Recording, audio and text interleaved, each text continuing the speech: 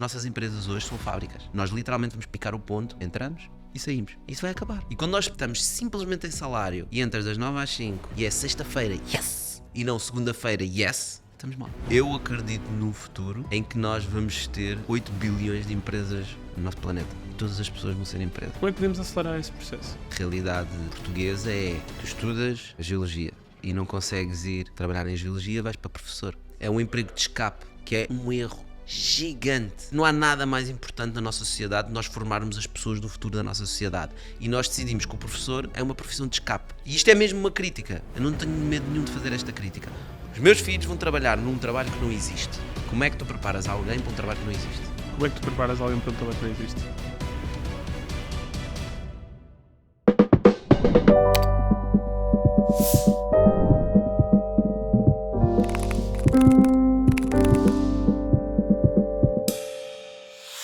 Sejam bem-vindos a mais um podcast da Mensagem, hoje aqui num estúdio totalmente diferente, aqui muito familiar também para as primeiras startups, os primeiros podcasts de startups que eu via, e aqui desde já também é um prazer enorme ter-te aqui, Tocha, mas também queria-te agradecer por mais do que isso, que eu não sei se tu te lembras, mas há cerca de 2 anos, acho que foi eu mandei-te mensagem no Insta e acabei por, até tu deste-me o teu número, acabámos por te ligar, por falar no Zoom, porque eu estava super indeciso entre sair da faculdade, entre seguir para mestrado ou continuar com o meu projeto. E eu falei com muita gente, uma dessas pessoas foste tu, e acho que ajudaste-me bastante a perceber que, ok, tipo, vale a pena pelo menos tentar, experimentar. Por isso, obrigado, porque senão se calhar estava aqui noutro rumo totalmente diferente. Eu lembro dessa conversa. E obrigado. Bem, Tocha, eu queria falar um pouco sobre o teu começo. Ou seja, às vezes, se tu já tinhas, quando estavas na universidade, já tinhas uma visão de que era este o teu rumo, que era por aqui que tu querias ir. Como é que foi o teu primeiro de sair da universidade para o mercado de trabalho? Resposta curta, não. Ok? Eu sou formado em Telecomunicações e Informática, portanto engenheiro, e obviamente estava a pensar em trabalhar na área. É um curso na altura tinha empregabilidade de 100%, imagino que hoje também tenha. E portanto sempre foi uma lógica de ir trabalhar para uma empresa e trabalhar na área, trabalhar em tecnologia, engenharia, e acabei por ir trabalhar para uma startup que é do grupo Policipweb, que é a Truquer, onde depois me tornei CTO, onde depois até me levou para ir viver para a China. E tiveste quanto tempo nessa startup? Ainda estou. Ainda estás? De certa forma ainda estou. Ok. Qual é que era o principal problema que estavam a resolver nessa O altura? que é que me chamou nessa empresa é que nós estávamos a fazer um telemóvel para idosos. Portanto, na altura os smartphones não eram tão conhecidos, digamos assim, não havia tanta gente a utilizar, e nós estávamos a fazer um telefone que é um feature phone, portanto tem teclas grandes, som alto, com um botão de SOS, e estávamos a desenvolver tudo de raiz na China. E, portanto tínhamos vários problemas com produção, e estava ligado a telecomunicações, estava ligado à tecnologia, portanto eu achei que era o fit perfeito, e por isso embarquei nessa jornada. Mas um bocado respondendo à tua questão, eu sempre me deixei ir levando pelas oportunidades que apareciam, não é? Portanto, essa oportunidade apareceu, porquê? Porque eu estava a trabalhar noutra empresa, que era o Licipo, estava a trabalhar na área de informática, portanto suporte informático, e fiz algumas coisas. Essas coisas chamaram a atenção da pessoa que estava à frente dessa empresa, da Truquer, e depois eventualmente fui trabalhar para a Truquer. Portanto, eu sempre senti na minha vida que as oportunidades foram aparecendo, e eu acho que essa questão de manter as portas abertas é super importante. E nós pensamos, na universidade eu vou definir o que é que eu vou fazer. Não vais, porque há 20 anos atrás, o que eu faço hoje, há 20 anos atrás não existia. Fazer podcasts há 20 anos? Não havia. Venture Capital em Portugal ou investir em startups? Não havia. A tecnologia com que eu trabalho na maior parte do meu tempo hoje no dia-a-dia? Não havia. AI? Não havia. Blockchain? Não havia. Ou seja, tudo o que eu estou a fazer hoje não havia. Portanto, como é que eu podia ter decidido o que é que eu ia fazer? Ia falhar. Então o que é que tu achas que é mais importante? Alguém que... Porque eu tenho 24 anos e acho que muitos dos meus amigos entraram recentemente no mercado de trabalho. E eu sinto que, acho que se calhar ao contrário de outras gerações, muitos estão totalmente perdidos com o que querem. E pensam É normal. Ou seja, tipo, é só... O que é que a teu ver era uma boa decisão nessa altura? O que nós temos que procurar como seres humanos, cada um deve procurar aquilo que realmente o apaixona. Não é? O que é que te apaixona? Eu dou sempre este exemplo da minha filha porque é espetacular. Ainda ontem eu estava a falar com ela e foi um exemplo perfeito. Que eu perguntei-lhe, tu gostas de batatas fritas? Todas as crianças gostam de batatas fritas. Ela, gosto. Como é que tu sabes que gostas? Porque gosto de comer, porque experimentaste. Portanto, enquanto tu não experimentares, tu não vais saber se gostas realmente ou não. E já levei a discussão a um tal nível que ontem à noite a discussão foi: tu gostas de batatas fritas? E ela, já sei o que é que vais dizer. Pronto, a lógica é sempre a mesma, é nós queremos experimentar. E portanto, a lógica que eu penso é: tens 24 anos, não sabes o que é que queres fazer, pá, escolhe qualquer coisa, guess, não é? E te experimenta. Se gostares, continuas. Se não gostares, experimenta outra. Porque não há tanto aquela pressão. Eu acho que também depois eu acabei por chegar a essa conclusão a mim, que é ok, então e se eu tiver um ano a experimentar isto? Tipo, qual é que é o mal se eu falhar? É tipo... Se tiveres um ano a experimentar, depois tens 25 anos. Exatamente. Ou seja, há muito mais... e eu lembro-me de um amigo meu que fez isso, que era... Ele estava totalmente insatisfeito onde estava, saiu do emprego e juntou-se até... Eu acho que aí startups ou empresas que estão no começo acabam por ser uma grande ajuda. Porque eu acho que aí tu podes experimentar várias coisas, porque há muita coisa para fazer de diferentes áreas, e tu acabas por... E foi isso que lhe aconteceu. Ele experimentou tanta coisa, de repente disse, calma lá, passado, sei lá, uns 9 meses de estar lá, esta aqui é que eu mais gosto, esta é que é a minha paixão, e depois agora tipo, dedicou-se a isso e acaba por ser um dos melhores nessa área. Por isso acho que aí é um excelente ponto do experimentar. É um excelente exemplo, mas também depende muito das pessoas. Estás a ver? Não estão todas as pessoas feitas para trabalhar em startups. Sim. Startup é um ambiente bastante diferente. Se calhar há pessoas que estão feitas para começar a trabalhar num negócio mais tradicional, mais E que tipo de pessoas local. é que achas que... Como é que tu diferencias esse perfil? Tens alguma diferenciação aí? Acho que se eu tiver alguma forma de o fazer, vou falhar. É muito difícil, especialmente numa idade muito jovem. Mas tu tens pessoas com quem eu falo, pá, que se calhar a startup não é para eles e eles querem trabalhar mais para uma área de, por exemplo, investment banking e coisas ligadas assim a economia mais, digamos, estabelecida, mais tradicional. O que eu procuro sempre dizer é: vai para um sítio onde tu possas aprender com alguém, não é? Se tu te juntares, vamos dar o exemplo da startup, tu juntas-te a um founder que já fez 2 ou 3 empresas, falhou ou não falhou, ou teve sucesso, não interessa. Ele tem um conhecimento brutal.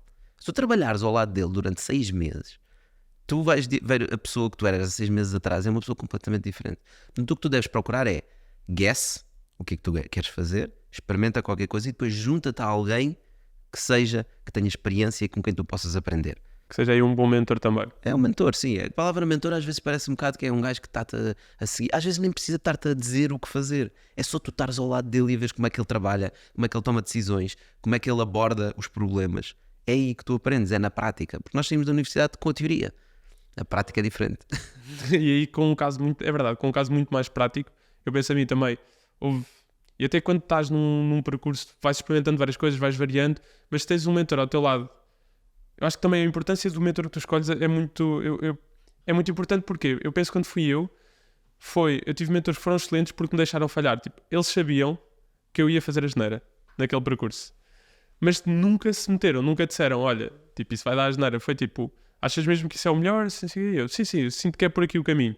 Fui e falhei. Ele, já estava completamente à espera disto, mas acho que achas que é importante também a escolha desse mentor, ou não? É importante, mas essa frase é um bocadinho perigosa, que é: não há mentores perfeitos. Ok. E se tu estás à procura de um mentor perfeito, podes cair no erro de estás a trabalhar com uma pessoa e dizer assim: mas este gajo não me deixa fazer isto, ou não me deixa experimentar aquilo, e saltas para outro. E estás sempre a saltar e isso também não te vai ajudar. Ou seja, é melhor feito que perfeito, não é? Portanto, às vezes, se calhar aquela pessoa não é o melhor mentor do mundo, mas se calhar passares lá 1 ano ou 2 anos a aprender, vais crescer e a seguir vais ganhar uma oportunidade de ir para outro. Claro. Né? Também não é qualquer pessoa, quer dizer, uma pessoa que, um startup founder, né, vai escolher a sua equipa. Ele quer escolher os melhores. Não é qualquer pessoa que ele diz: eu quero trabalhar contigo. Está bem, eu sei que tu queres, mas eu preciso. Não é? Também tens essa parte. E portanto, não tem que ser o perfeito do mundo, o melhor do mundo. Mas escolhe qualquer coisa, encontra alguém, trabalha ao lado dele. Quando te sentires que não estás a evoluir, que estás parado, procura outra coisa. Isso é o objetivo do mentor, é o aprendiz passar o mestre. Por isso é que eu não gosto muito da palavra mentor. Ok, percebo essa conotação. Mas voltando aqui um bocadinho atrás, quando estávamos a falar da parte das parcerias, quando foste para a China, qual é que é a realidade que tu encontraste lá, se calhar que não estavas tanto à espera? Passaste ainda lá um bom tempo? Sim, estive lá 2 anos, depois viajei várias vezes, passei lá algumas temporadas mais longas. Eu lembro-me a primeira vez que fui para a China, portanto eu fui para lá porque nós estávamos a ter problemas na produção no tal produto e eu na altura virei-me para o CEO e disse: olha, se esquece, não dá para resolver isto, eu tenho que ir viver para lá. E ele, acho que até ficou bastante agradecido, não é? Porque não é uma decisão fácil de tomar. Já tinha uma filha na altura. E nós mudámos-nos para a China e lembro perfeitamente do primeiro dia que cheguei e estava a vir da estação de comboio, no táxi, a olhar para aquela cena, meu, tipo, é outro mundo. Sério? É completamente outro mundo. Eu vivia em Shenzhen. Shenzhen era uma cidade pescatória, portanto, onde só havia pescadores. Tinha à volta de 20, 30 mil habitantes. Hoje Shenzhen tem 20 milhões de habitantes. São 35 O que é anos que gostaste depois. dessa cidade? Porque eu não estava à fábrica. Ok. Já Mas- ias lá com o objetivo de... Já tinham essa Nós parceria? já tínhamos a fábrica, né? Ok. E eu fui literalmente, aluguei uma casa ao lado da fábrica. E o que é que tu, se calhar, sentias... Tu acompanhaste, se calhar, um bocadinho esse crescimento, ou pelo menos a fomentação desse crescimento. O que é que Lá. tu achas... Exatamente. O que é que tu achas que foram bons princípios que estavam a ser feitos lá? É assim, começa tudo com a cultura de um país, não é? E depois passa pelas políticas que os governos tomam para incentivar ou não a economia para um lado ou para o outro. Na China houve um governante chamado Deng Xiaoping que tomou uma decisão na altura na China comunista de começar a criar zonas económicas especiais, que eram testes que eles queriam fazer, para perceber se aquilo funcionava ou não. E Shenzhen foi um dos primeiros escolhidos, daí ter saltado de 20, 30 mil habitantes para 20 milhões. Portanto, foi onde tu podias começar a criar empresas privadas, onde podias começar a criar propriedade tua, não é? Portanto, um bocado mais uma lógica capitalista e menos comunista. Foi um sucesso, pronto, agora conseguimos ver, 30 ou 40 anos depois. Na altura foi um grande risco. Mas o que é que eu acho que fez a China chegar onde chegou? Em primeiro lugar, nós utilizámos sempre a China para produzir os nossos produtos, não é? Portanto, quando nós queríamos produzir produtos tecnológicos, nós íamos para a China e eles faziam nas fábricas. Nós é que desenhávamos tudo, eles não tinham o know-how para o fazer. A mão de obra era barata. Mas o que aconteceu ao longo do tempo, eles não são parvos, é que eles foram aprendendo. Portanto, hoje em dia, se tu queres fazer uma PCB para eletrónica, tu vais lá, porque os melhores estão lá, porque eles aprenderam. E não só eles aprenderam, como têm uma economia tão grande, têm um mercado interno gigantesco, estava de 1,2 mil milhões de pessoas, né? Shenzhen é 3 vezes Portugal. Portanto, o mercado é tão grande que eles conseguiram criar uma logística e uma infraestrutura de produção, que é gigantesca, e isso faz deles baixarem os preços brutalmente. Para teres um exemplo, a fábrica onde nós estávamos a trabalhar era um prédio de 3 andares, essa fábrica funcionava num dos andares.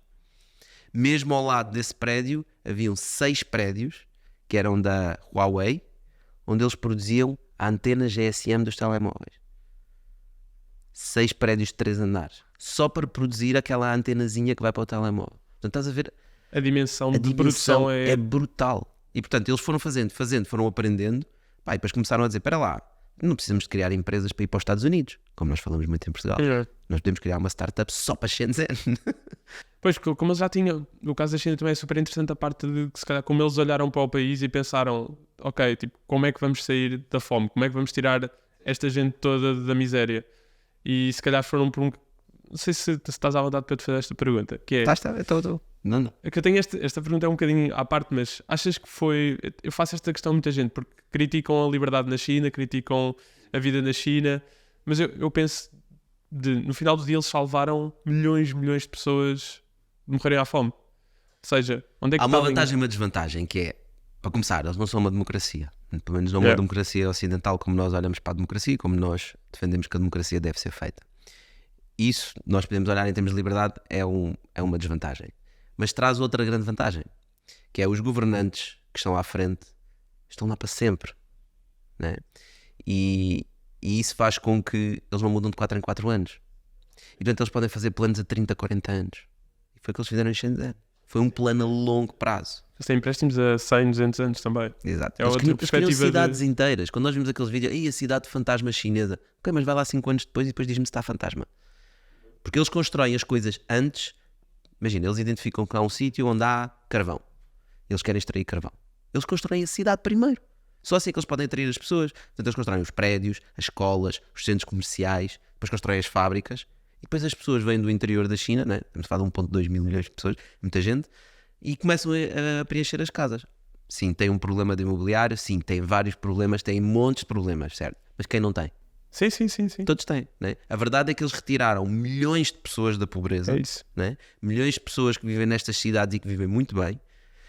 Estamos a falar de salários médios em Shenzhen, pá, esquece Portugal, né? Portanto, os salários são espetaculares, as pessoas vivem muito bem.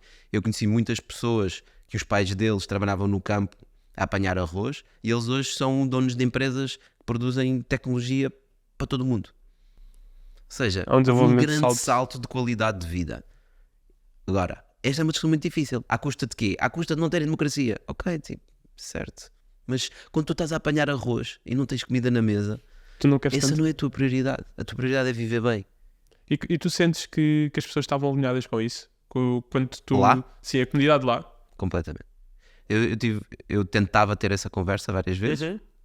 Nós aqui temos uma ideia que é uma conversa proibida, que eles não querem falar. Não, eles falam, não tem problema. Eles percebem que criticar o governo... A mentalidade é diferente, percebes? O nosso problema quando analisamos a China é que olhamos para a China com a nossa mentalidade, com a forma como nós Pois. pensamos. Para nós criticar o governo é uma coisa saudável, não é? Estamos a criticar a democracia, a pluralidade de ideias.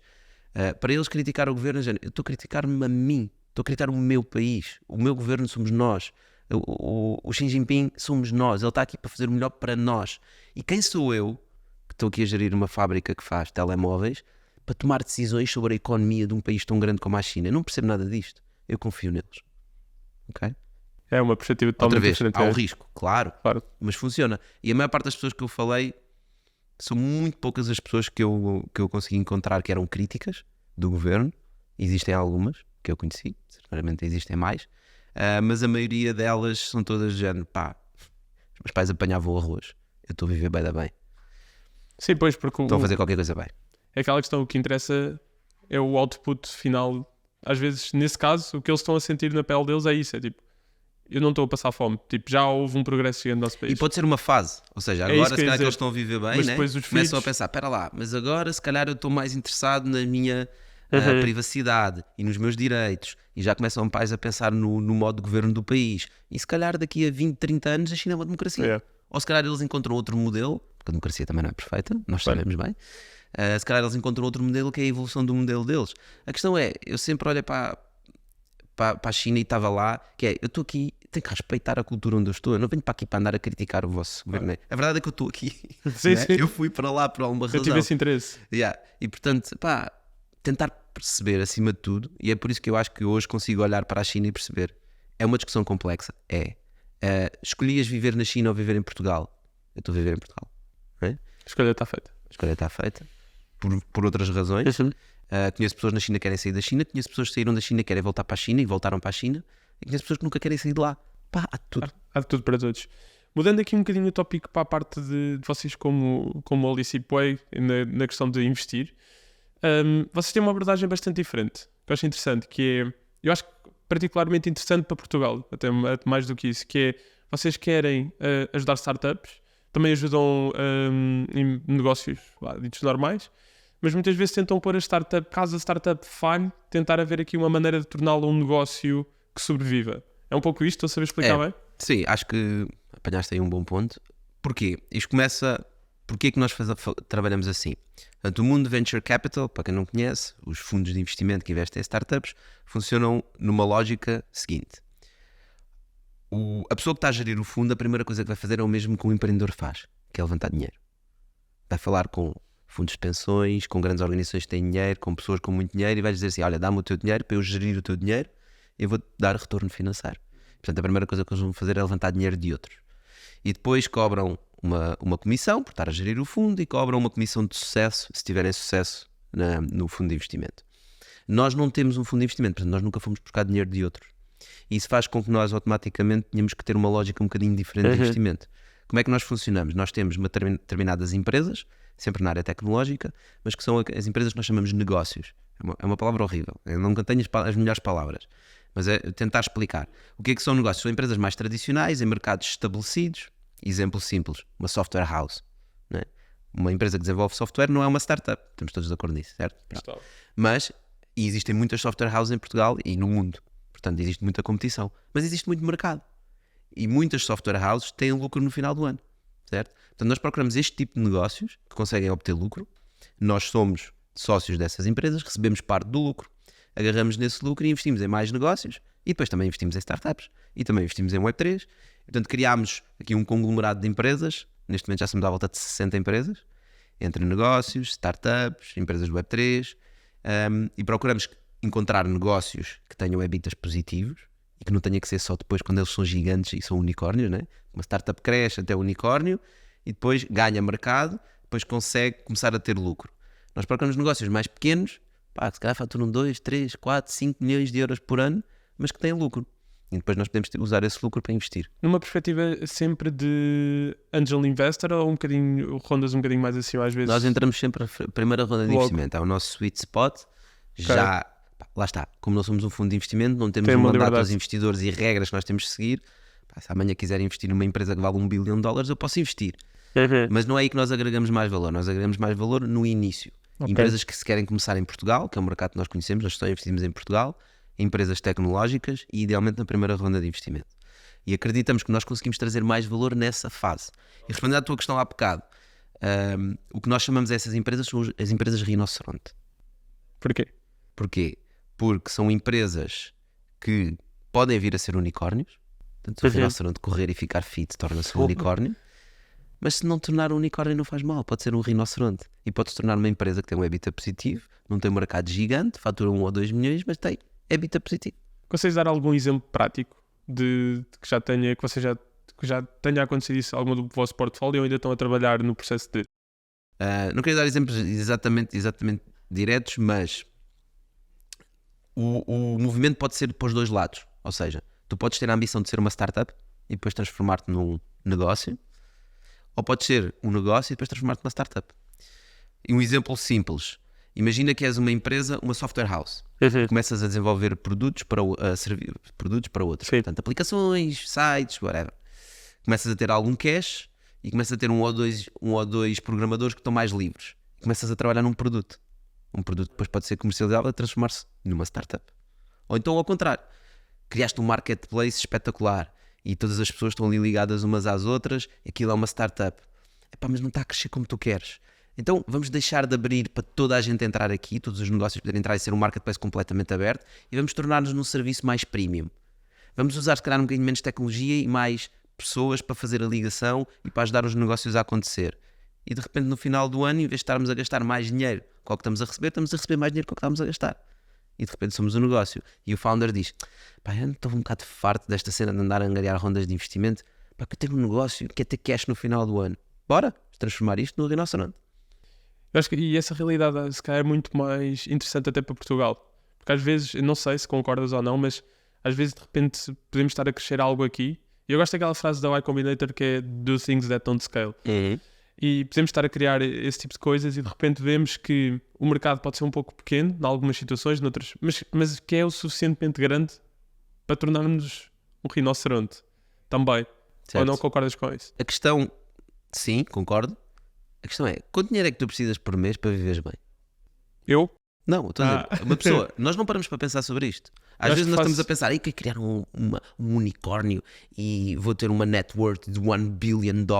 E para que tu queres $1 billion? Para fazeres o quê? Não é? E muitas vezes nós metemos a carroça à frente dos bois. Começamos a pensar nisso. Se tiveres uma empresazinha em Portugal que faz um serviço qualquer e tens um lucro que te dá mensalmente 10 mil euros, 15 mil euros líquidos, parece que estou com 15 mil euros em Portugal, vives como um rei. Não é? E portanto, depois chega um bocado na ambição daquilo que tu queres fazer. Não é? Se calhar a tua paixão é banda desenhada e escrever livros de banda desenhada e queres ter algum cash para viveres bem e poderes fazer aquilo que é o teu hobby. Ou então se calhar a tua paixão é mudar a vida dos artistas de banda desenhada porque sabes que há muitos que não ganham dinheiro e queres que eles tenham mais oportunidades e possam ter uma vida melhor e então tu queres criar uma plataforma tecnológica que vai permitir isso. Então aí se calhar já tens mais uma missão de startup. Eu acho que o erro que acontece muitas vezes é nós não percebemos esta diferenciação entre criar um negócio e uma startup. Né? E eu vejo muitos negócios por aí fora, aliás, muitos negócios que acham que são startups. Isso ou que deviam ser negócios e não startups. Acho que isso toca num ponto que é, ultimamente eu vejo que havia a parte de, as VCs investiram bastante dinheiro também para fomentar esta parte de querer criar startups, de hackathons, etc. Acho que se olharmos para há uns anos atrás, bastava inovar para tu conseguires criar uma startup de sucesso. Se calhar bastava, entre aspas, muito mas não reticente. conseguias crescer da forma como as startups Verdade. crescem hoje. Tu precisas de venture capital para crescer uma startup. Ok? Claro, sempre. Uma startup com o verdadeiro nome de startup. Sim. Né? Mas só voltando atrás. Mas só para comentar sobre isso, que é, o que acontece é, em Portugal, né, quando nós começámos a investir na lógica de startups e a fazer aliás, nem em Portugal, em todo o mundo, essas hackathons estás a dizer, e os aceleradores, etc. É importante nós percebermos que os VCs e o mundo de venture capital faz isso a pensar em si, não é a pensar nos empreendedores. Né? O mundo de venture capital funciona por uma power law. Isso significa que um fundo de investimento que investe em 20 startups, há uma startup que vai pagar o fundo todo e vai dar uma data de lucro. Depois há 2 ou 3 que vão mais ou menos retornar o dinheiro, o resto vai tudo falhar. Se tu és um empreendedor, quais são as tuas odds? Tu tens uma startup. Tu podes fazer uma startup de cada vez. O investidor não vai investir se tiveres 2 startups, não é? Porque eu diz algo, commitment, tens que estar full time. Então, as tuas probabilidades é uma. Podes fazer uma startup por ano. Ok, em 5 anos fazes 5 startups. Um investidor investe em 20 startups no ano. As probabilidades dele são completamente diferentes. Portanto, os incentivos desses aceleradores e dizer às pessoas, bora startups, etc. O que os VCs estão à procura é os outliers, a power law. Onde é que vão sair aqueles que são incríveis? E para isso é preciso experimentar muitas vezes. Eu percebo, faz sentido. Na lógica. Agora, o empreendedor tem que ter noção disto e perceber que é assim que funciona o mercado. E se tu és investido por um VC e a empresa não está a crescer com as métricas que é preciso crescer e não está a ter os números que é preciso, pá, eles simplesmente vão-te descartar. E não é por mal, não é nada Exatamente, contra ti. Exatamente. It's É um business. negócio. Yeah. Yeah.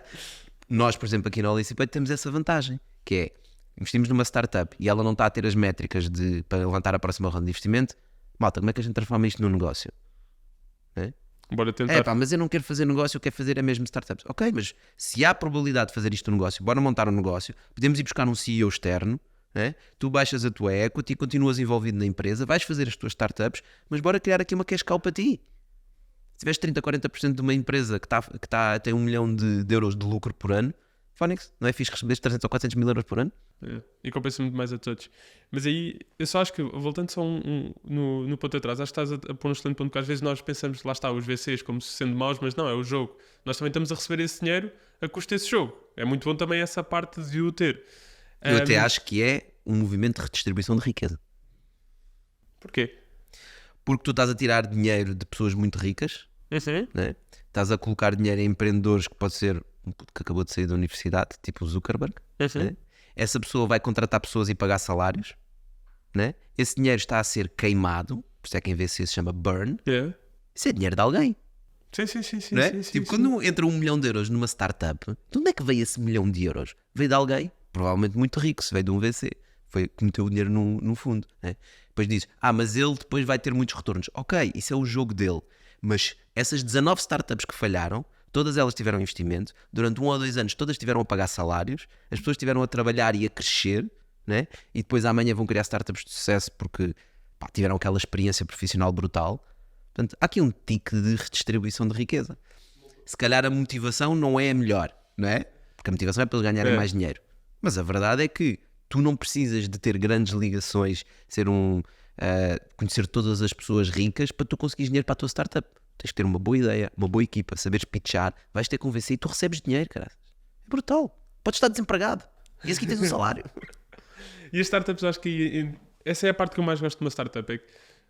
É um jogo para tentar resolver problemas no planeta. Ou seja, tipo, de repente estão várias pessoas a tentar, por isso é que vão ser bem sucedidos. Por isso é que vão receber bastante caso resolvam esse problema. Têm que ser bem compensadas. A sociedade vai recompensá-los. É isso. Eu acho que nessa parte eu adoro startups porque acho que permitem a evolução do mundo, permitem acelerar muito mais o crescimento de muitos problemas. Só a parte que eu acho, recentemente, quando me apercebi mais disto, eu não sei se tu concordas, que era por aí que eu estava aí, que as VCs, como é lógico, fomentaram, porque é o jogo, faz parte, e neste momento nós temos muito mais gente a querer fazer uma startup, o que é bom, mas eu acho simplesmente que os estándares de criar uma startup, de repente, tornaram-se muito mais difíceis, e nós começamos a olhar outra vez para a educação. Mais difíceis? Do género de... Não, é mais fácil criares uma startup, é mais difícil, eu acho que pode ser mais difícil nos próximos 5 anos seres bem sucedido no mundo.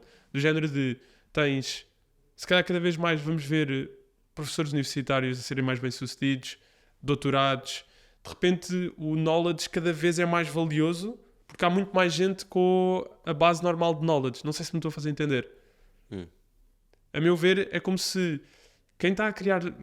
O pessoal que está a entrar hoje em dia no ecossistema tem uma vantagem de ser mais fácil de criar, mas como é mais fácil de criar, há muito mais gente, a competição é muito maior. Mas também há muito mais VCs. Também há muito mais dinheiro em venture capital. Ou seja, achas que o outcome... Eu acho, na minha opinião, que vale o que vale, eu começava a olhar para startups como, nos próximos 5 anos, o número de pessoas que acabam por dar a vida por aquilo e não serem bem-sucedidas e terem que, se calhar, aceitar voltar para outra rotina vai ser muito maior, percentualmente até. Sim, mas isso tem a ver com a situação económica que nós vivemos. Apenas por isso. Não achas que Não, este standard de... Claro que acho que essa tem a ver acelera apenas bastante. por isso. Ok. Porque daqui a 5 anos, quando a economia mundial começar outra vez em crescimento e estivermos todos felizes e contentes a imprimir dinheiro como nós gostamos, a bolha vai crescer outra vez. Né? O capitalismo é feito de ciclos. É isso, e nós estamos agora no ciclo down. E vai acontecer isso que estás a dizer. No ciclo down, aliás, tu já vês, os VCs já falam mais em break-even. Há 3 ou 4 anos ninguém falava em break-even. Avaliações caíram se calhar 60%. As avaliações caíram brutalmente. Né? Existe medo no mercado. É normal. Mas eu não acredito que isto vai acabar. Vai ser cada vez sempre maior.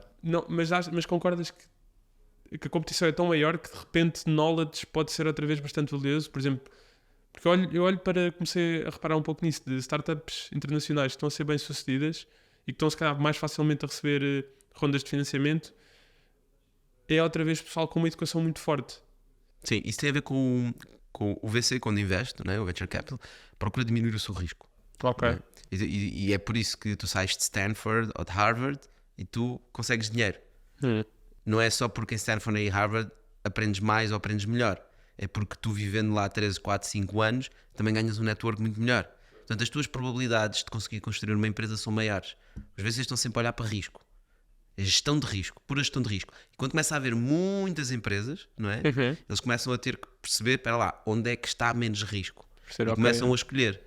E se calhar é isso que tu estás a ver. Acoplado aos problemas económicos, acoplado às pessoas cada vez com estes problemas económicos, com a inflação, vivem pior, olham mais para cash, não é? Procuram mais dinheiro. Tipo, tenho que pagar a renda da minha casa, tenho que pagar a escola dos putos. Portanto, isso é importante, não posso arriscar tanto. E por isso eu concordo contigo. Eu acho que nós vamos sentir isso. Mas eu acho que é o ciclo. Nós estamos no ciclo down do capitalismo. Quando ele começar a crescer outra vez, vamos voltar outra vez às bolhas. É o que nós gostamos.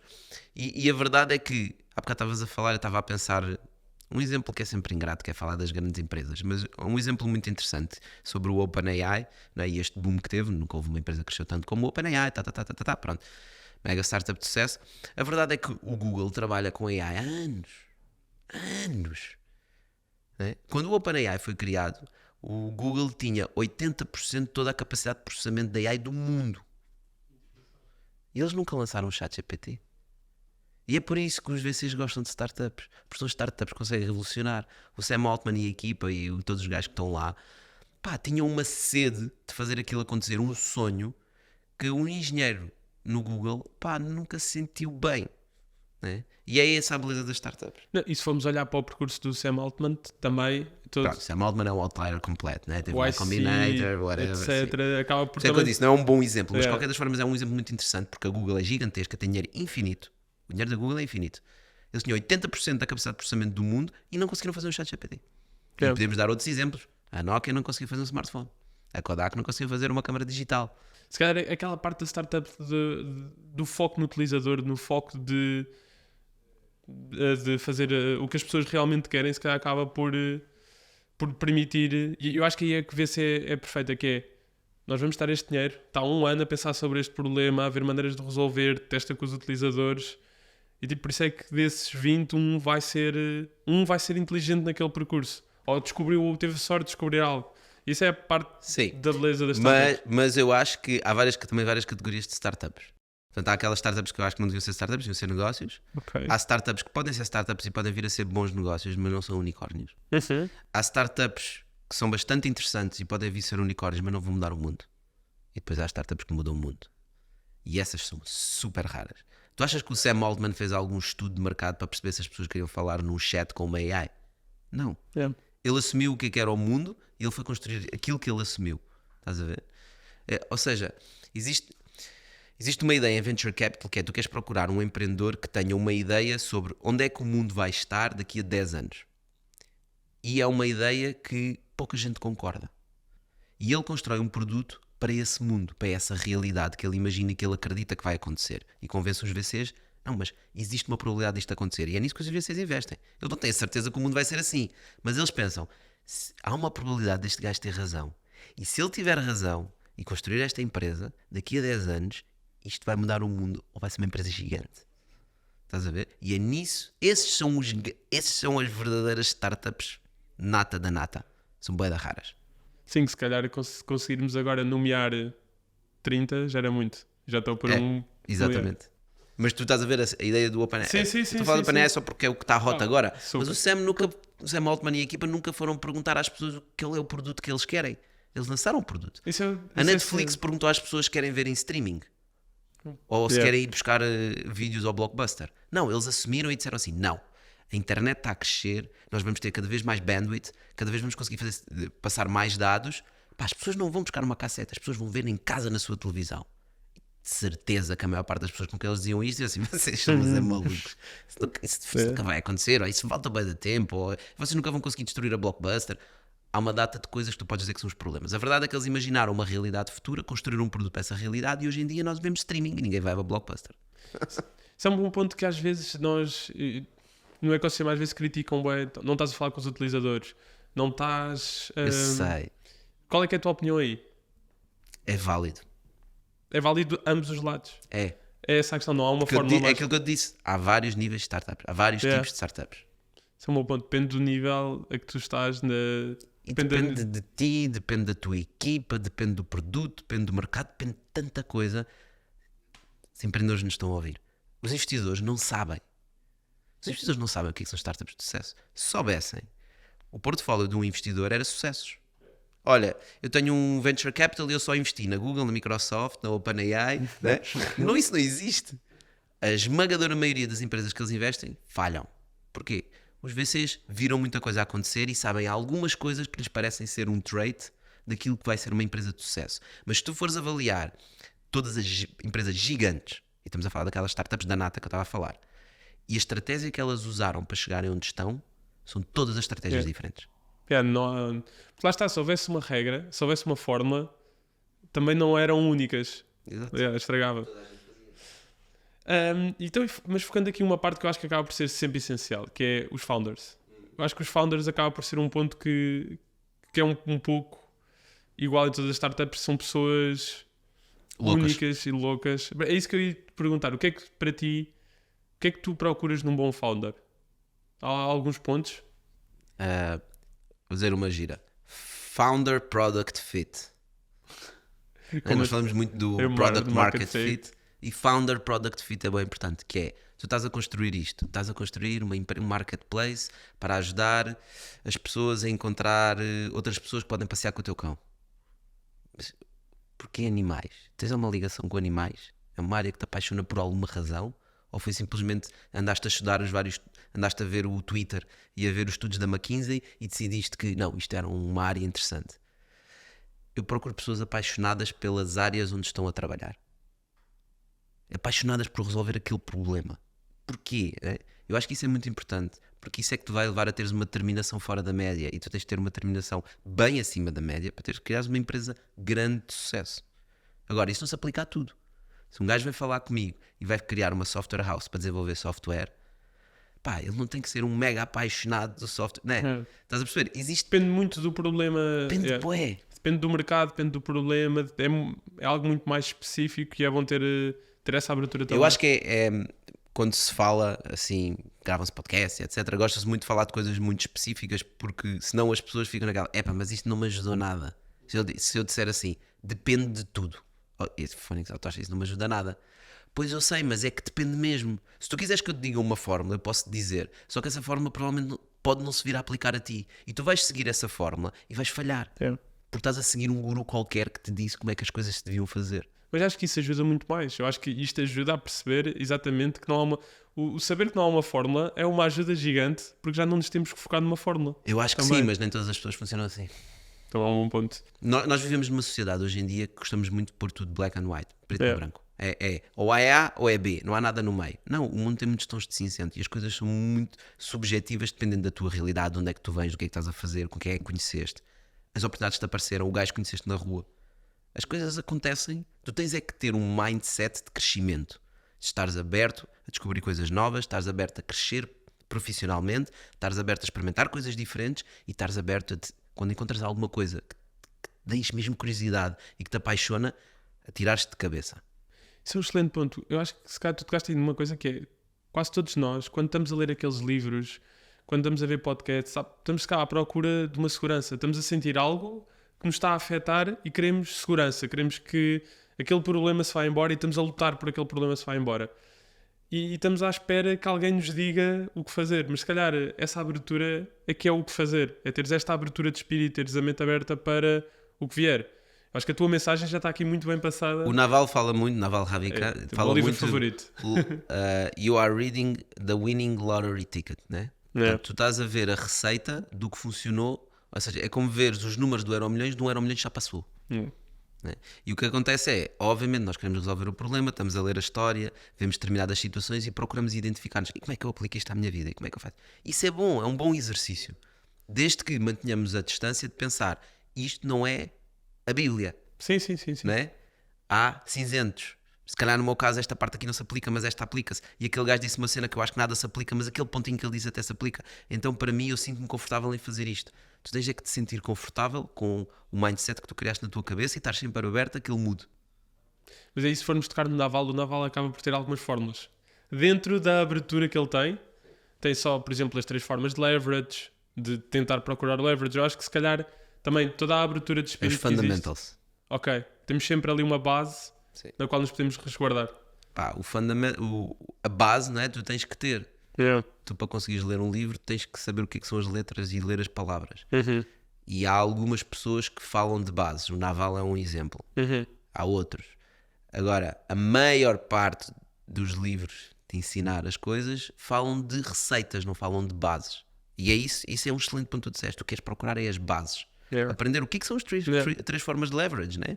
Que é recursos humanos, capital e tecnologia. E mídia. Ele põe também ali. A mídia, pronto, ele lá põe está. também como redes sociais já uma forma de leverage. Por causa do poder que te dá, né?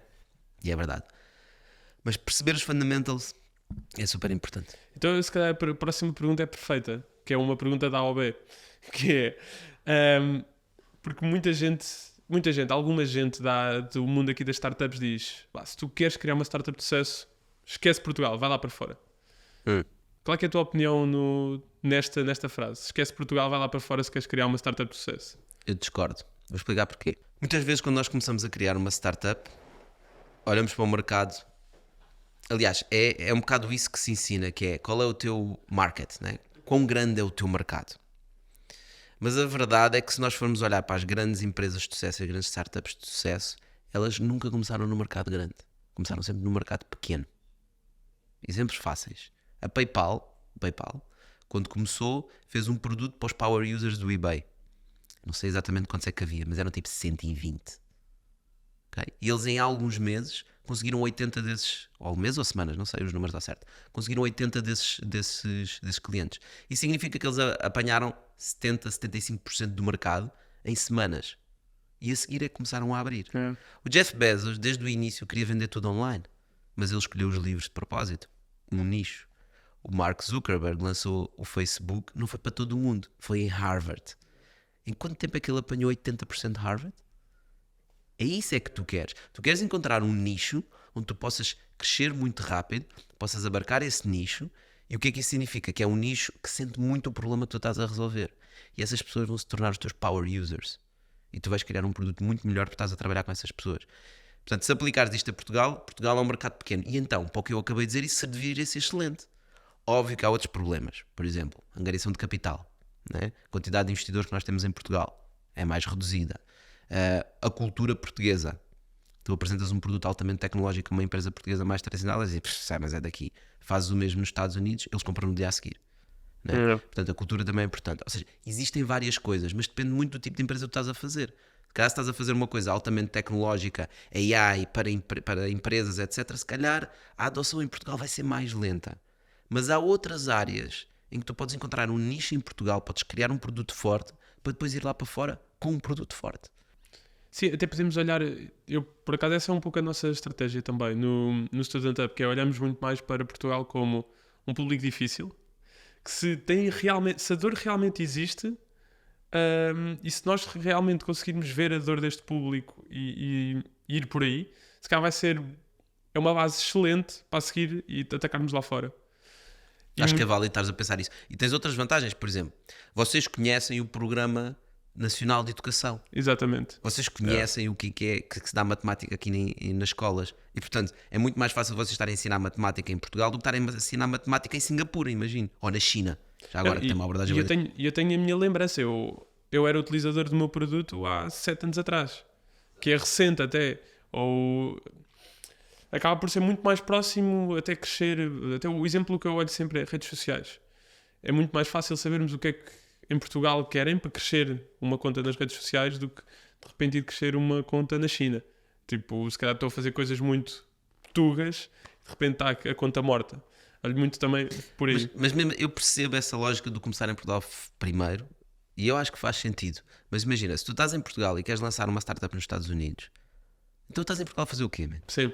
Não é? Então vai para os Estados Unidos. Tu queres ser impactado e estar no sítio onde tu estás a lançar a empresa. Tu não podes estar a lançar uma empresa em Singapura e estar em Portugal. Isso não vai funcionar. Então vai para Singapura. Não tem mal, mas vai.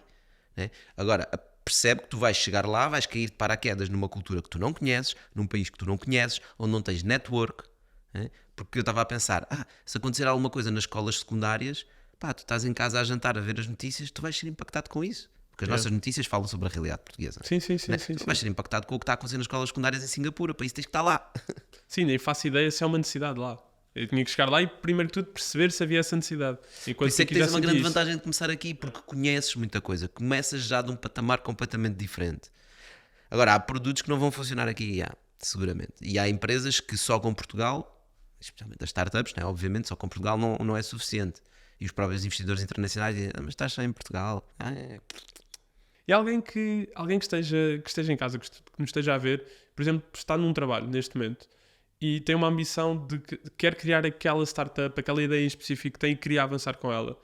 O que é que são, se calhar, antes de desistirmos do emprego e focarmos só naquilo, o que é que se calhar são bons passos no intermédio para sabermos se vale a pena arriscar ou não?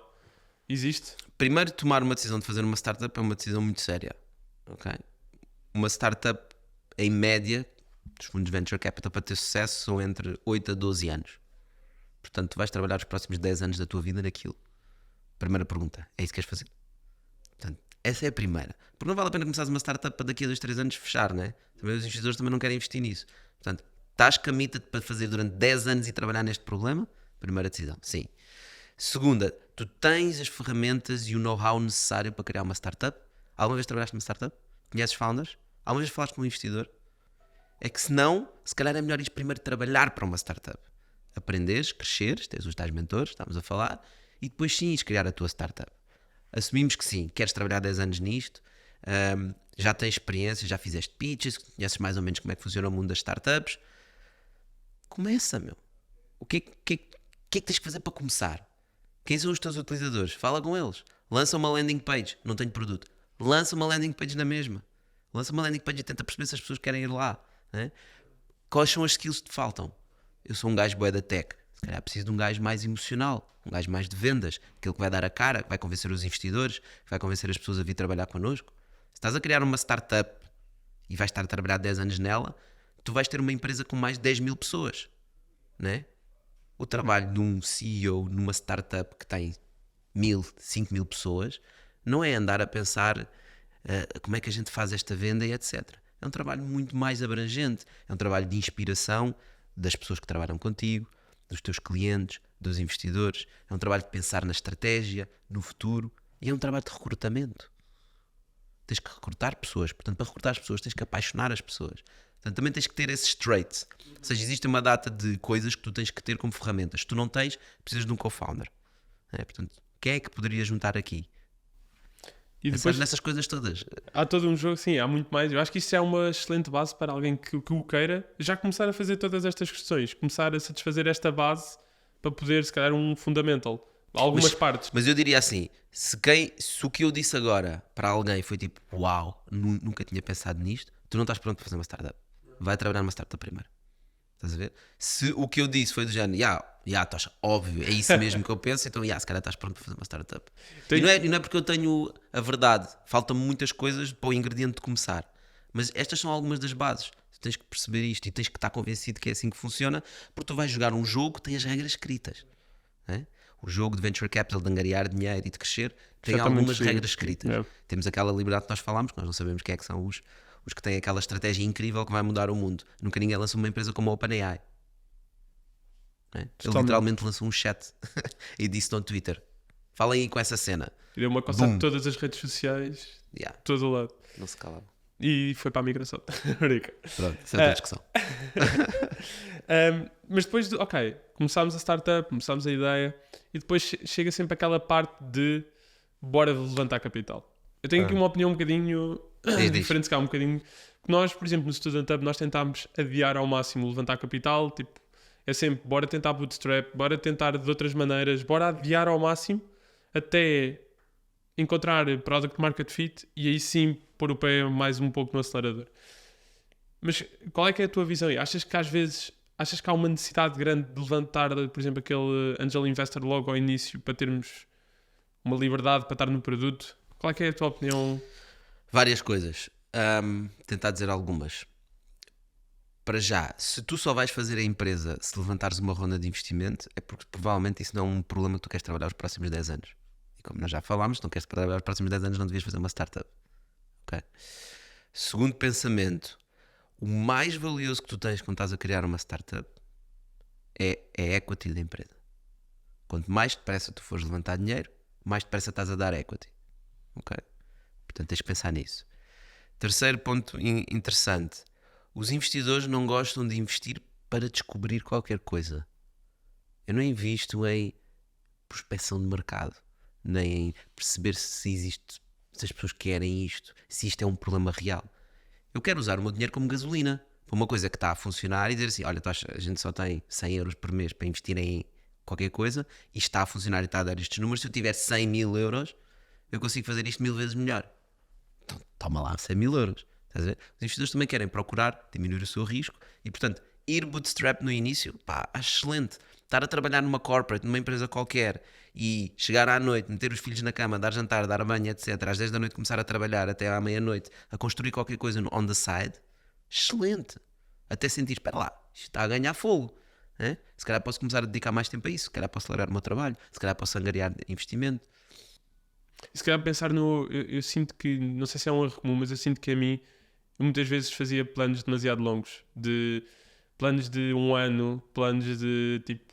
Mas planos para a tua empresa? Sim, e de repente eu comecei a perceber do género, nós neste momento, nosso plano está para os próximos 2 meses. Tipo, não vale a pena tentar planear o que é que vai acontecer daqui a 2 meses. Tipo, bora só fazer bora só cumprir esta missão, a seguir nós vamos saber qual é que vai ser a próxima, mas tipo, não vale a pena planear. Isso é fixe, porque nós às vezes planeamos, estamos a pensar nas startups e estamos a pensar quando elas forem grandes, como é que isto vai ser. Né? Porque é isso que tu pensas. Aí, quando isto for grande, as pessoas vão fazer isto e vai acontecer aquilo e eu vou estar a fazer isto. Mas isso não é fantasiar. É normal, mas é normal. E não é mau que se o faça. Eu tenho a certeza que a equipa do OpenAI imaginou o que é que seria um mundo com o ChatGPT e toda a gente a utilizá-lo, né? Agora, a seguir, quando se sentaram à mesa de reuniões, não começaram a pensar, então e o que é que tu achas que as pessoas vão lhe perguntar? Não, como é que nós lançamos isto para o mercado? Como é que nós desenvolvemos esta tecnologia? Não é? Portanto, são problemas de curto prazo, mas tens que ter sempre a visão. Se estás a fazer a startup da nata, aquela startup mega que nós estávamos a falar, aí tens mesmo que ter uma visão muito clara do que é o futuro que tu imaginas. Porque tu vais convencer os investidores, não é com a tecnologia da treta que tu tens agora. Claro. Estás a convencer os investidores com a visão, como tu acreditares que o mundo vai chegar ali e que tu és a pessoa certa e tens a equipa certa para chegar lá. É isso que acho que é legal. Nós sabemos o que é que queremos montar, não sabemos em quanto tempo é que o vamos conseguir fazer. Porque... Não, mas eu concordo contigo. Eu acho que fazes bem em ter um plano a curto prazo. O foco é muito... O meu preferido são 6 semanas. 6 semanas? São sprints de 6 semanas. Ok.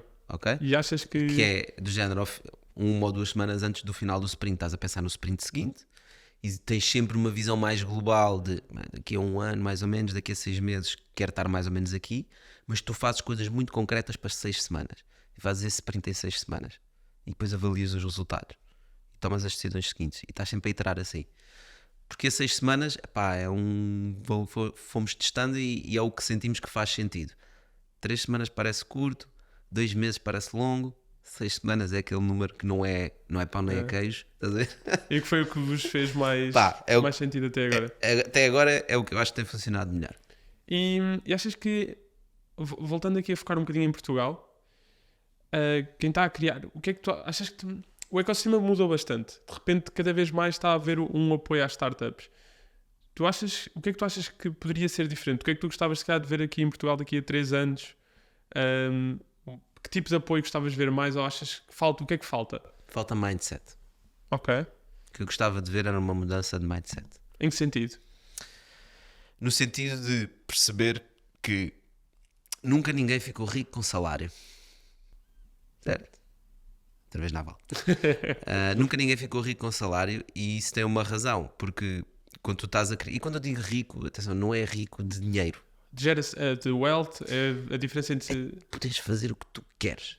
É não teres que estar num sítio a uma hora específica porque alguém te disse que tu tinhas que estar lá. É tu estás a fazer aquilo que tu realmente queres. Portanto, é a criação de wealth. Não há uma palavra tão boa em português como em inglês. Né? Rich é rico, wealth é diferente de riqueza, acho que é melhor... abundância.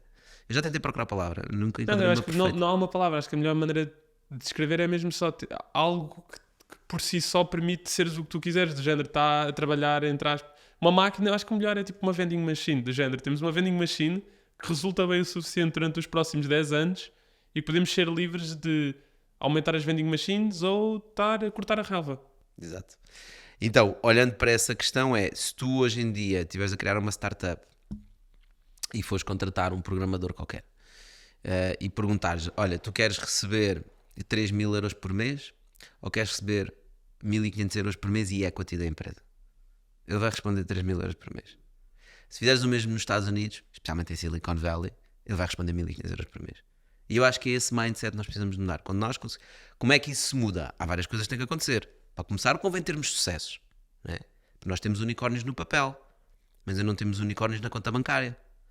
Os unicórnios na conta bancária é quando as pessoas que realmente ajudaram a construir aqueles unicórnios recebem o cash, recebem o dinheiro, não é? E toda a gente diz, aquilo funcionou. E a seguir eles vão agarrar nesse dinheiro e vão reinvestir no ecossistema. Vão investir em founders, eles próprios vão criar empresas. Portanto, os Estados Unidos já passaram por estas iterações várias vezes. E por isso eles têm este mindset. Eu gostava, só posso escolher um desejo para o Natal, era esse mindset que mudasse um bocado, nós percebêssemos mais a importância da responsabilidade de termos equity de uma coisa. Não é necessariamente equity de uma startup de uma empresa gigante. É equity, é termos responsabilidade, sermos responsabilizados pelo aquilo que nós estamos a construir e se correr bem, receber os rewards. Se correr mal, sentirmos a responsabilidade. E quando nós estamos simplesmente em salário e entras das 9 às 5 e é sexta-feira, yes! Não é? E não segunda-feira, yes! Estamos mal. E é isso que olha, essa também era boa. Era só deixarmos de dizer é sexta-feira, yes, e passámos a dizer é segunda-feira, yes. Porque e acho que estão um pouco juntas, porque a partir do momento que o pessoal começa a ter a mentalidade de, olha, eu gostava de ter um bocadinho de equity, por exemplo, da empresa onde eu estou a trabalhar, de repente começam a vestir mais a camisola e a sentir, eu faço parte desta missão, eu faço parte do que estamos a construir aqui e eu vou ser recompensado em princípio vou ser recompensado por isso. Eu acho que aí nunca fiz esta recomendação no podcast, mas acho que é a melhor altura, que é o livro mais impacto teve, que é o da Almanac of Naval Ravikant, que eu não sei, tu leste ou ouviste só os podcasts? Li, já li mais que uma vez. Esse livro está sempre comigo. É o livro que eu acho que o meu livro do Naval já rodou para aí umas 20 pessoas. Tipo, sempre, já teve em 500 mãos, é o que eu recomendo. E os podcasts dele também. Que é um pouco How to Get Rich Without Getting Lucky. Acho que são 3 horas 3 horas e 36 ali. Vale mesmo a pena. Super, super. E uma coisa super curiosa que eu comecei a ver, e é estranho, que é... Tu não ouves falar assim tanto Naval. Ultimamente cada vez mais se ouvia. Mas eu de repente comecei a ver... comecei a ouvir as consequências de quem lê Naval. Do género, estar no TikTok, está uma rapariga tipo, super bem sucedida com a conta que tem e do nada ela decide dizer pronto, olhem, isto tudo aconteceu e o porquê de acontecer foi este livro que mudou a minha vida e é o do Naval. E eu fico tipo, fogo, isto mais do que uma vez e de repente começa a perceber, ok, isto é que é ter impacto mesmo, tipo, isto é que é criar. Mas não é por ser o Naval, Não, é as ideias. super. E são isto que nós estamos a falar, É. são estas ideias que nós estamos a falar. E eu acredito num futuro em que nós vamos ter 8 bilhões de empresas no nosso planeta. E todas as pessoas vão ser empresas. E estamos a caminhar para isso também. Sim. Cada e vez não tem mais. que ser necessariamente uma empresa legal, Uhum. mas é nós pensarmos em conceito de empresa, pensar, eu sou equity, Não. não é? Eu não tenho que ser um trabalho das 9 às 5. Eu posso fazer várias coisas. Cada vez mais nós vamos sentir isso. Com mais tecnologia, nós vamos poder ter mais do que um emprego. As pessoas não vão ter empregos, as pessoas vão fazer coisas. É diferente. Não é? As pessoas vão alinhar incentivos. Tanto que nós... olha, ajuda-me a fazer aqui o site da minha empresa. Tá, são 1500 euros. Não, ajuda-me a fazer o site da minha empresa. Não tens que me pagar nada, eu ajudo-te. Mas se este site trouxer mais negócio, eu quero uma comissão. E cada vez surge mais o termo solopreneur, não é? Uhum. Recentemente, cada vez... E acho que tipo AI tipo, é um dos Mas nem elementos. estou a pensar que tem que ser solopreneur. Ou seja, tu podes Fazer ser a tua anos. própria Yeah. empresa, mas trabalhar com várias.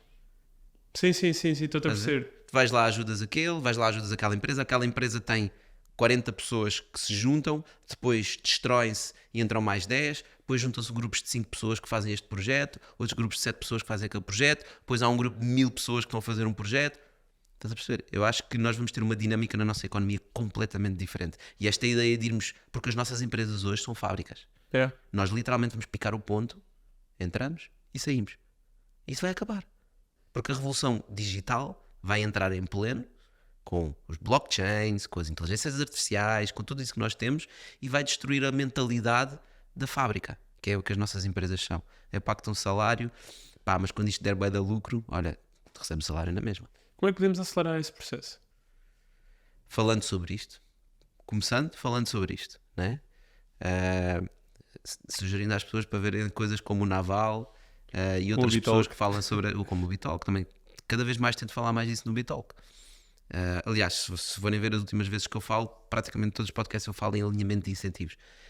Alinhamento de incentivos. Nós temos que alinhar os incentivos na nossa economia, temos de deixar de sentir que somos escravos, porque é isso que nós somos quando temos um salário, somos escravos daquela empresa. Nós recebemos um salário, ponto final. Se a empresa correr bem, pá, o dono vai ficar rico, tu não. Mas depois dizem, tá, mas se a empresa correr mal, certo? Por isso é que eu falei em responsabilidade. Eu não estou à espera que amanhã todos somos sócios de empresas. Não, mas vamos começar a alinhar aos poucos. Crescemos as vendas este semestre, este trimestre. Bónus. É. Indexado aos resultados do crescimento. Porque no final do dia eu olho sempre para isto e penso sempre nesse sentido que é como uma equipa de futebol. Porque eu joguei futebol antes, por isso eu gosto sempre aí que é. Nós estamos, eu penso, por exemplo, no Student Hub, o que nós tentamos fazer é montar a equipa de futebol que vai ganhar aquela Champions. E para todos os jogadores estarem a jogar bem na equipa, eles têm que estar muito incentivados de alguma maneira. Tipo, há sempre uma parte pessoal daquela empresa que tem que estar alinhada. Yeah. Acho que descrevem muito bem. Isso é um bom exemplo. Tocha, queria-te perguntar aqui a nossa pergunta da praxe. A pergunta da frigideira? Quase que poderia ser, mas não. A nossa pergunta da praxe é deep. Nós tentamos que seja super deep, que é qual é que é a mensagem que tu gostavas de deixar para a próxima geração? Para a próxima geração? E a próxima geração, muita gente pergunta, é um ponto de interrogação. Deixe no ar. Isso é uma coisa que eu penso. Tenho 3 filhos. E tenho pensado bastante nisso. E acho que nós já tocámos aqui em 2 das coisas que para mim são as mais importantes. Uma é esta que nós já acabámos de falar. Esta questão de ter noção o quão importante é tu teres equity e teres responsabilidade. Eu acho que uma boa tradução para equity é mesmo responsabilidade, né? Sentir-te responsável por aquilo. E a outra é aquela que nós falámos no início, de experimentar as várias coisas e descobrir aquilo que tu realmente gostas. Porque eu estou profundamente convicto que os meus filhos vão ter um trabalho que não existe hoje. E portanto, se eu assumo isso à minha parte, startups da Nata, lembras-te? Assumem o futuro que eu assumo na educação dos meus filhos é: os meus filhos vão trabalhar num trabalho que não existe. Como é que tu preparas alguém para um trabalho que não existe? Como é que tu preparas alguém para um trabalho que não existe? Com este mindset de crescimento. não é? Experimentar várias coisas. Ela disse assim, epá, estou curiosa com este tipo de desenhos. Excelente. Amazon. How to do these drawings. Pumba. Buy book. Pumba. Está aqui, olha. E não espero pelo Natal ou pelo aniversário para dar uma prenda. Não, isto é para o crescimento dela. Ela está curiosa por isto. Toma tudo. Passado 3 semanas, os livros estão ali no canto, ela já não liga nenhuma. Possível reação. Anda a comprar coisas e ela não quer saber. Não, passou. Não foi aquilo. O que é que estás apaixonada agora? O que é que agora te faz curiosa? Isto. Bam.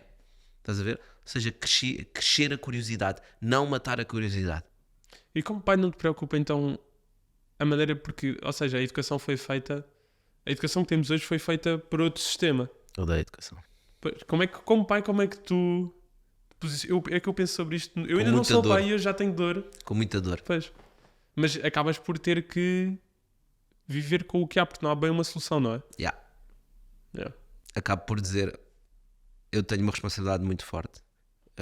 Procuro muito coisas alternativas na área de educação e os meus filhos andam numa escola um bocadinho diferentes, né? Por eu acreditar que o ensino como nós temos hoje em dia é fábrica. É sentar toda a gente ali como uma fábrica, pau, digam lá o que decoraram.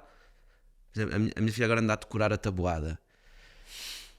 E eu estive a pensar um bocado sobre isso. Ok, é útil, não é? Tu dizes-me, olha, tenho aqui 12 pessoas, a conta são 60 euros, como é que a gente divide isto? Ok, a tabuada é útil, mas tu intrinsecamente aprendes a tabuada. Eu até hoje não sei a tabuada. Sei pessoas que sabiam a tabuada toda de cor e salteado. Eu sei ali alguns números e eu consigo facilmente fazer uma conta com o mental models que eu criei. Mas ela está a ser obrigada a decorar a tabuada. E eu sei, mas isso é realmente uma cena assim tão importante. Estás a tocar numa área que para mim depois é Eu sei. É que a matemática então... Eu sei. Foi eu por causa acho que eu fui buscar a tabuada. Porque não. O exemplo mais simples de explicar é o meu avô sabia os nomes de todos os rios em Portugal. Pronto, aí já concordo. Mas a matemática é a única que eu acho que é uma base tão fundamental para desbloquear o cérebro. Eu percebo. É um princípio mas é tão perceberes forte. como funciona. Obrigares-me a decorar quanto é que é 7 vezes 8. Yeah. Eu não sei quanto é que é 7 vezes 8. 56. Obrigado. Mas eu não sei. Não, mas eu acho que... Estás a ver? Top of mind, eu não sei. Óbvio, se eu pensar um bocadinho, chego lá. Né? Mas sabes o que é que eu Mas pensei? isso é assim tão importante. Eu penso dessa perspectiva do género. Ou seja, a evolução da matemática vai precisar dessa base. Caso o meu filho um dia queira seguir o ramo de investigação de matemática, ele vai ter que crescer com estas bases. É que matemática é a única disciplina que é uma corrente. Que é, tu estás no 10º ano e de repente queres ser bom aluno no 10º ano. É difícil, porque houve bases que faltaram. É possível, é totalmente possível. Mas aí agarra na lógica do, por exemplo, o Tim Vieira, que tem a Brave Academy, e ele fala muito sobre isso. Mas imagina que a minha filha vai ser uma artista qualquer. Vamos buscar um trabalho que existe hoje, porque eu acredito que vai ser um trabalho que não existe, mas um trabalho que existe hoje. Vai ser uma artista e vai pintar quadros. Ela está a perder horas da vida dela a decorar aquilo. Ela não precisa da matemática para ser artista. Mas a questão é como é que tão cedo conseguimos saber isso? Não sabemos, mas então não vamos entrar all-in sim. numa sim, ou seja, abrimos a matemática, sim. Existe intrinsecamente uma curiosidade pela matemática, então se calhar aquele aluno pode ir um bocadinho mais fundo. Mas o problema do nosso sistema de educação é que ele não vai mais fundo, porque ele vai ser alinhado pelo menor denominador comum, né? A pessoa que menos percebe matemática na sala vai liderar a aprendizagem de todos os outros. Totalmente. E nós aqui, eu não queria fazer publicidade, mas um pouco do que nós tentamos fazer no Student Hub é um pouco isso. Por exemplo, a nossa plataforma para matemática é... Porque nós pensamos, o que é personalizar a educação?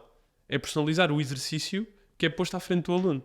Então, se tu és um aluno que queres aprender mais rápido, não precisas de tanto tempo. Chegas lá, tens já um caminho traçado para ti de exercícios que te vão fazer chegar lá ao resultado mais rápido.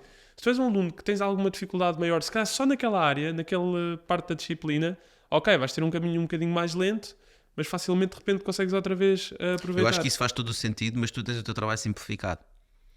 Porque tu não estás no ensino, não é? Estás ali ao lado. Qual é que é o segundo problema? Que é, eu diria, ok, então a resposta é simples. Eu vou contratar os melhores gajos, felizmente eu posso fazer isso.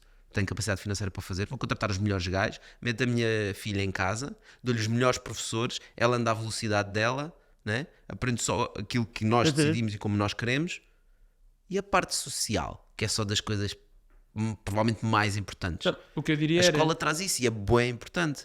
Brincar no recreio, aquele bateu-me, aquele puxou-me os cabelos, vamos jogar à bola, vamos jogar à apanhada. É a vida. Fone, isso é bem importante. Mas eu isso- não estou disposto a abdicar disso, percebe? Pois, eu acho que aí devia ser uma solução do género de... Não estou a dizer esta, outra plataforma qualquer, estar na sala e o professor ser só um tira-dúvidas, um encaminha, um não explicar a matéria. Porque eu ainda dou explicações para ter skin in the game. E o que eu gosto de estar à frente do professor, dar antes. E o que eu sinto dos alunos é que eu nunca chego ao pé do aluno e digo, olha, isto é assim, isto é a teoria, pronto, faz. Não, é mais do género de, olha este problema, bora tentar resolver este problema. Yeah. Olha, sabias que isto é a teoria? Tipo, vê aí a teoria. Ah, ok, tipo, está a fazer assim. Estás a perceber? Eu acho que devia haver uma abordagem muito mais, não de o professor está a falar para os alunos e eles estão a comer, mais de... Mas isso é um bom caminho. professor.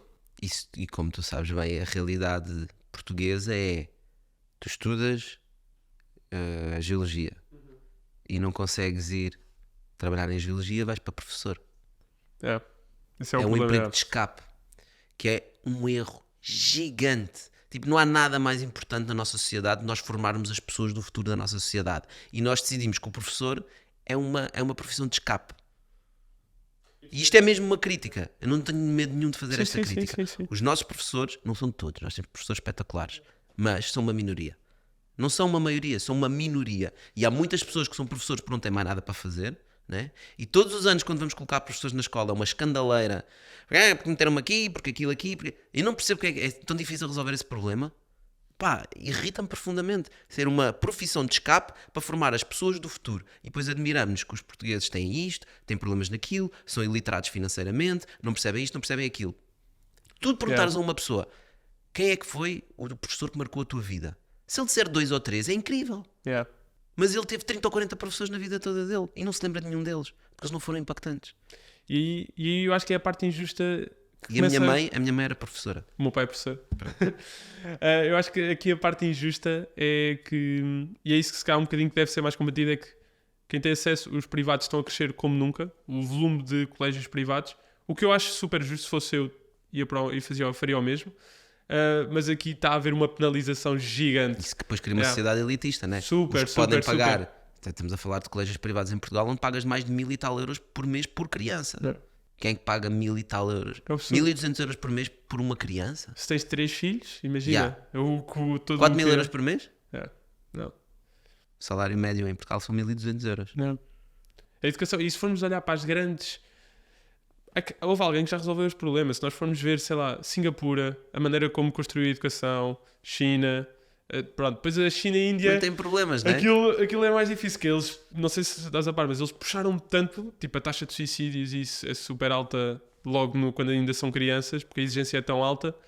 Por isso também não defendo esse caminho. Mas... Na China tem um exame muito conhecido. Não conheço ao detalhe como é que funciona, mas tem um exame muito conhecido, que são aqueles... Pá, é aquele exame... E é super cedo. E é super cedo essa definição. E os pais põem essa responsabilidade. E isso é outra coisa, né? Nós chegamos ao 10º ano e temos que escolher entre 4 áreas. Né? Acabamos o 12º e temos que escolher uma área bem específica. Isso aí é onde dos sítios que eu estudei telecomunicações e informática, não toco numa antena desde que o professor me disse que eu tinha que entregar um trabalho. Eu estudei engenharia mecânica, também não faço nada na área. Né? Ok, mas deu-te as bases, etc. Mas se calhar eu gostava de ter tido outro tipo de bases, né? Ou se calhar agora tinha que ir buscar as bases. Mas nós estamos feitos para estudamos, pumba, agora és adulto, já estudaste, vai trabalhar. Isso chama-se escravidão. Só que depois agora chegamos àquele momento em que a sociedade já tem muito mais possibilidades. Já aqui há um bocadinho... Nós somos mais ricos do que há 20 anos atrás. Pronto, não há volta a dar a isso. E vivemos melhor. Vivemos muito melhor.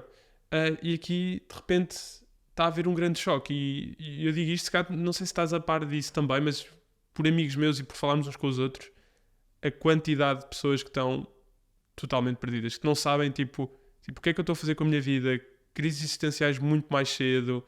Eu acho que também há aqui essa questão de vai ter que haver aqui uma revolta no ensino. E agora vou virar a crítica, porque muitas vezes isso é criticado, que é esta geração está perdida, esta geração não sabe bem o que é que vai fazer da vida. Eu não sei os números ao certo, mas empiricamente diria que tu tens razão. E de quem é a responsabilidade disso? É nós, as crianças que nasceram e cresceram? Ou é das pessoas que estavam cá e que criaram esta sociedade e criaram estas regras? É? Excelente ponto. Porque a verdade é, nós estamos perdidos sim, porque nós hoje em dia podemos fazer qualquer coisa. Tu há 200 anos, o teu pai era sapateiro, guess what? Tu vais ser sapateiro, meu. Não vais ser mais nada na vida. Hoje em dia, o teu pai é sapateiro, vais ser o quê? O que tu quiseres. E não só, e tu tens aquela questão de o teu avô trabalhava para não haver fome em casa. O teu pai sabia que se tirasse uma licenciatura tinha a vida feita para o resto da vida. E trabalhava para tu estudares. E trabalhava para tu estudares. Tenho que acrescentar essa. E tu agora estudaste E tu estás tipo, ok, então e queres trabalhar para mudar o mundo. Yeah. Deixamos aqui a conclusão para quem quiser parte 2, deixem nos comentários que vai haver parte 2 com o Tocha de isto educação e mudar o mundo. É um tema mundo. super interessante e nós podemos filosofar durante muito tempo e eu gosto de fazer isso e é muito importante ter isto e depois teres vários pontos de vista que é para conseguires, porque são problemas mesmo muito complicados. E mesmo eu quando eu digo uma coisa não é do género, amanhã alguém diz-me outra coisa e digo, tens razão.